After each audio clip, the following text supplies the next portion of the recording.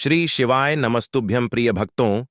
चैत्र नवरात्रि का व्रत भूल कर भी ना रखें यह 5 महिलाएं, वरना माता रानी आपसे हो जाएंगी, क्रोधित घर में आएगी, कंगाली और गरीबी।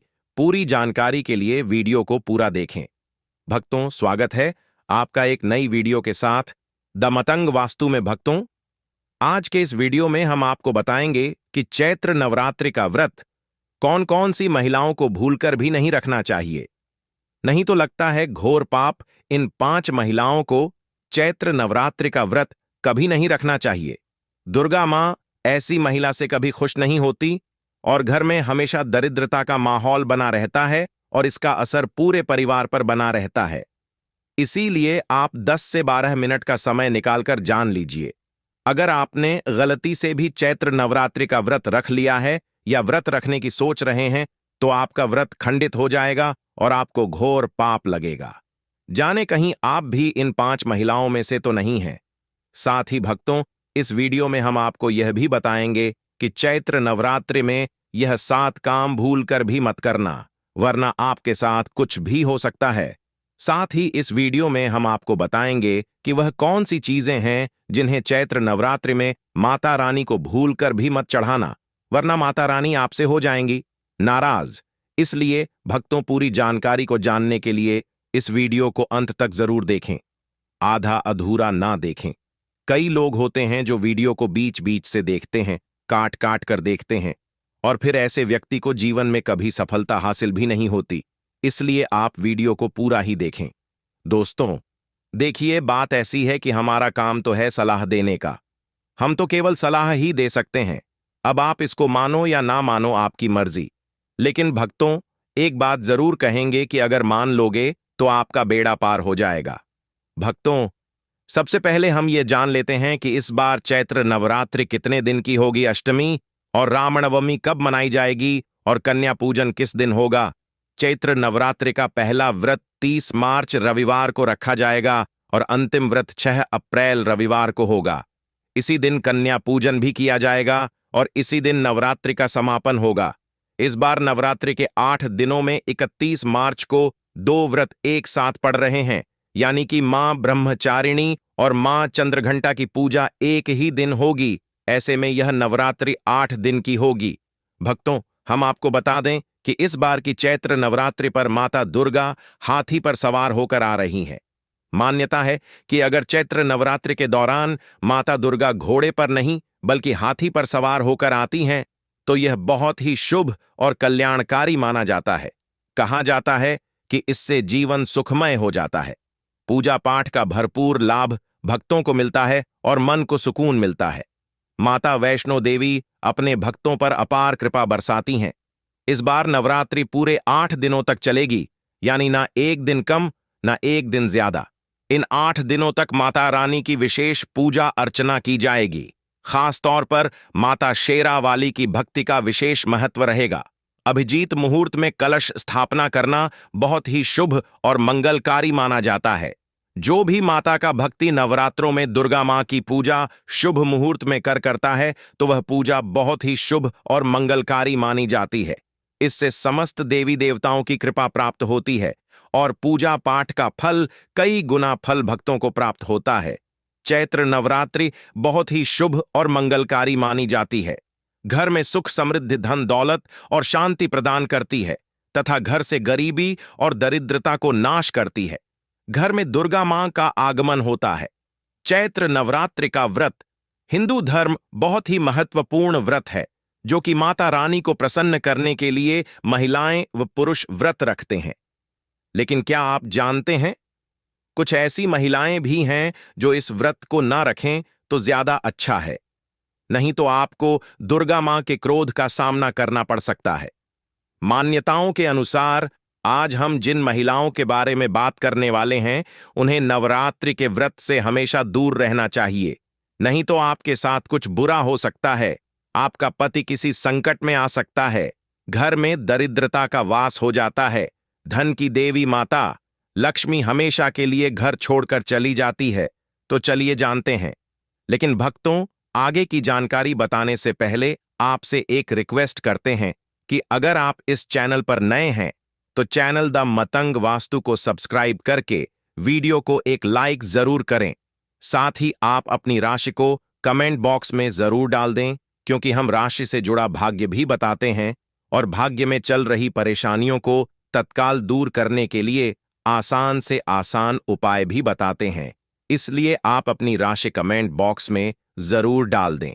चलिए भक्तों, अब हम जान लेते हैं कि कौन सी 5 महिलाओं को नवरात्रि का व्रत भूलकर भी नहीं रखना चाहिए।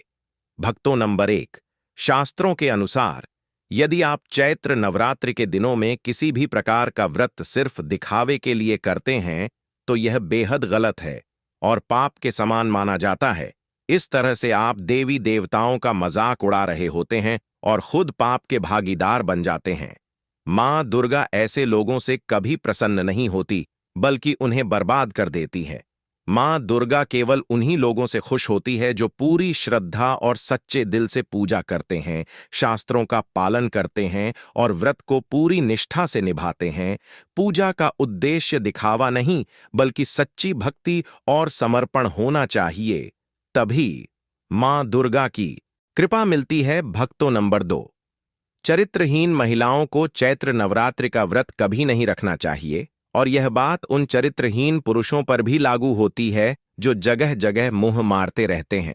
जब शरीर की पवित्रता व्यक्ति की खत्म हो जाती है, तब वह पापी भी कहलाता है। इसीलिए आपकी पूजा कभी सफल नहीं हो सकती। यह व्रत आप कभी न रखें। भक्तों, नंबर 3, तलाकशुदा महिला। शास्त्रों के अनुसार जो महिला या पुरुष तलाकशुदा है तो वे लोग चैत्र नवरात्रि का व्रत कभी न रखें। ऐसा करने से मां दुर्गा कभी खुश नहीं होती।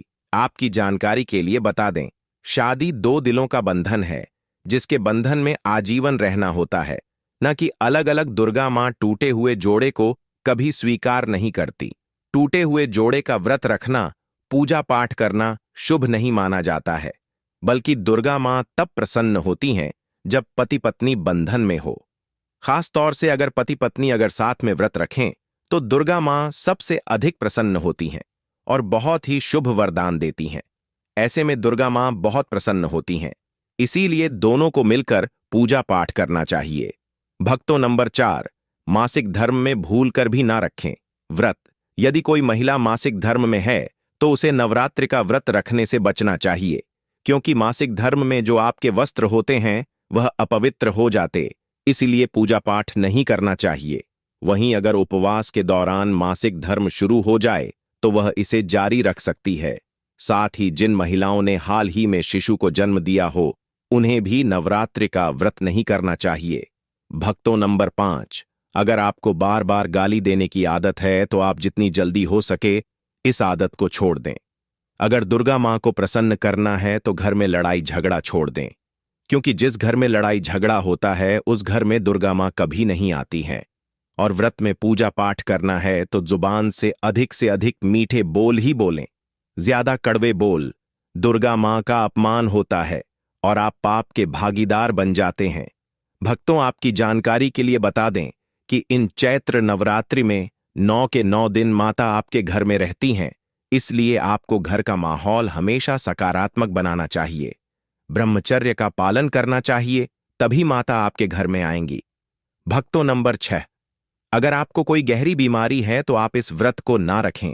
जैसे उदाहरण के तौर पर शुगर की बीमारी, दिल की बीमारी, हार्ट अटैक, शरीर में कमजोरी होना, चक्कर आना, बीपी का बढ़ जाना, शरीर में दर्द होना, तो आप यह व्रत कभी ना रखें, नहीं तो आपके साथ कुछ भी हो सकता है। इसीलिए सावधान रहें।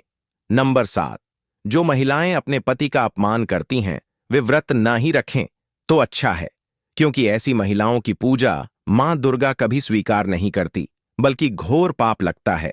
नवरात्रि के दौरान ब्रह्मचर्य का पालन करना चाहिए।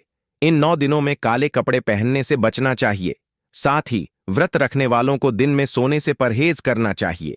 इन बातों का पालन करने से सकारात्मक ऊर्जा प्राप्त होती है और मां दुर्गा की कृपा बनी रहती है।